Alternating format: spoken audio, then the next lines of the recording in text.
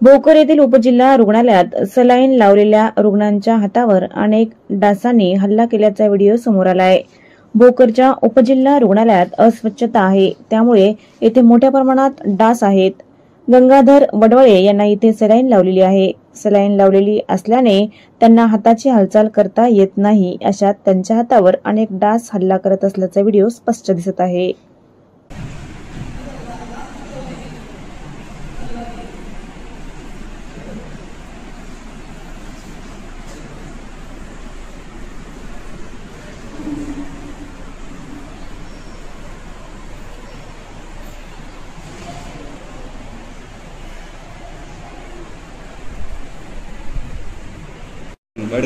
बैठा हाथ बैठा मारो फोटो मार दिया ना। चार बैठ रहेगी चार नहीं जी 10 50 बैठ रही।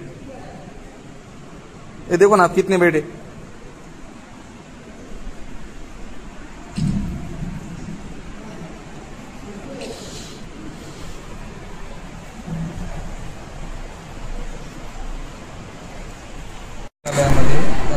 या ठिकाणी खूपच अस्वच्छता असून मच्छरांची हातावरती एक 5-25 मच्छर बसले होते।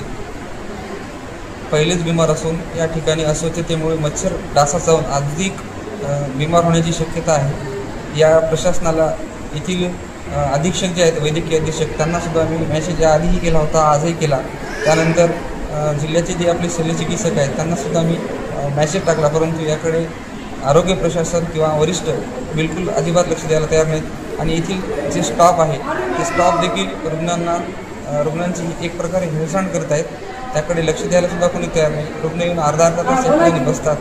मला जवळपास 7 ते 8 उलट्या झाल्या होत्या, तरी अर्धा तास बसल्यानंतर उपचाराला सुरुवात झाली।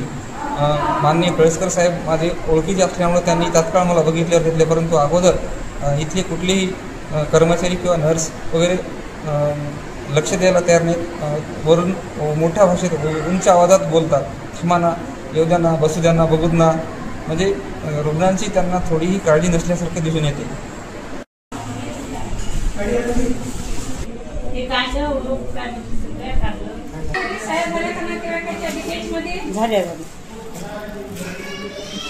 जन्मास प्रमाणपत्र दिले।